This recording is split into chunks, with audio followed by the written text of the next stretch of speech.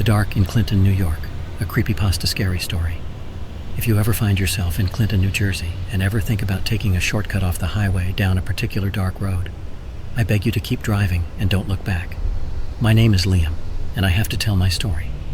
I have to warn people of what happened to me in the hopes that they never experience what I did, a memory that haunts my nightmares to this very day. This occurred about a month ago. I'd been driving on the highway for a few hours after arriving at Boston Logan International Airport. I'd been spending the past few weeks on a business trip in Canada and was eagerly driving home to my girlfriend. My Canadian friend Alex was also traveling to the US in a few days' time. He and I had been friends for years, and my girlfriend and his wife all got on quite well. It was 10 p.m. and the highway was unbelievably busy considering it was this late at night.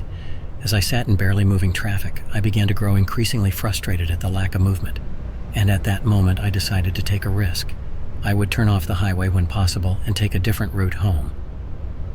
I had no idea where I was going, but I estimated I would be sitting in traffic for at least another few hours if I stayed where I was, so the risk was worth taking.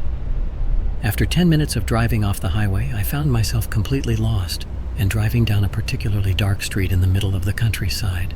However, this road seemed darker than usual. There were no street lamps, no lights on the road itself, and there were no houses around the area at all. This began to make me nervous. I could not see ahead whatsoever, and could only vaguely make out the curve of the road by my headlights. I continued driving for a while. By this point, I was panicking. I was lost in the pitch black late at night, and I had no idea where I was heading and could not turn back. By this point, I contemplated pulling over to the side of the road and sleeping in my car until the morning came when I could set off again in daylight. And that's when I vaguely saw something in the distance, a speck of light. I followed the light, hoping it was a house where I could at least get some directions. However, as I got closer, I began to see more details of the house, a house that was actually a small inn. I drove into the inn's parking lot, feeling a wave of relief wash over me. The inn, though it looked old and somewhat run down, was a welcome sight. I parked my car and stepped out, the cool night air hitting my face. I walked towards the entrance, the light above the door flickering slightly. As I stepped into the inn, I was greeted by a warm, cozy atmosphere. The innkeeper, an elderly woman with a friendly smile, welcomed me. I explained my situation to her and asked if I could stay the night. She kindly agreed and showed me to my room. The room was small and simple, but it was clean and comfortable. I thanked the innkeeper and decided to get some rest. However, as I lay in bed, I couldn't shake off the feeling of unease. There was something about the inn that felt off. I brushed it off as just my imagination and eventually fell asleep. In the middle of the night, I was awakened by a strange noise. It sounded like a low, eerie humming. I sat up in bed, my heart pounding. The sound seemed to be coming from outside my room.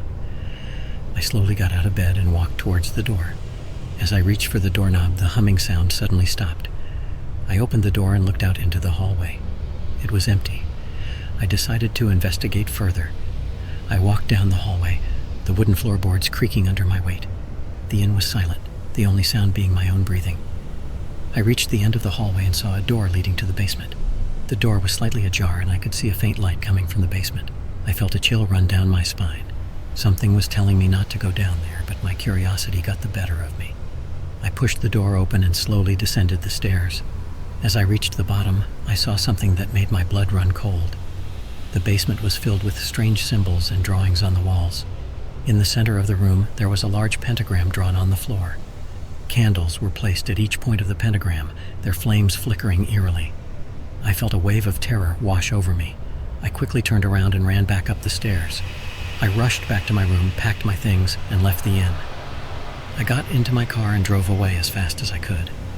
As I looked in the rearview mirror, I could see the innkeeper standing in the doorway, watching me leave. The room was small and dimly lit, giving it an eerie feel.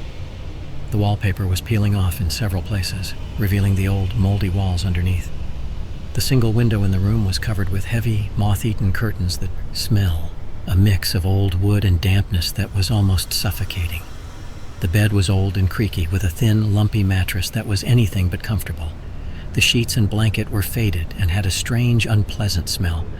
There was a small, rickety wooden table next to the bed, with a single flickering candle on it, casting long, creepy shadows on the walls. The room was deathly quiet, the only sound being the occasional creaking of the floorboards and the distant hooting of an owl. It felt as if the room was holding its breath, waiting for something to happen. I could feel a sense of dread creeping up on me, making the hairs on the back of my neck stand up. Despite the fear and unease, I was exhausted and had no other choice but to stay the night. I lay down on the bed, pulling the blanket up to my chin.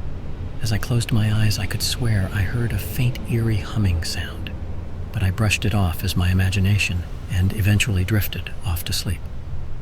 That was the start of the most terrifying night of my life. I drove frantically, my heart pounding in my chest. I tried not to look in the rear-view mirror, but the image of the innkeeper standing at the door watching me was still etched in my mind. I couldn't forget those eyes, mesmerizing and terrifying.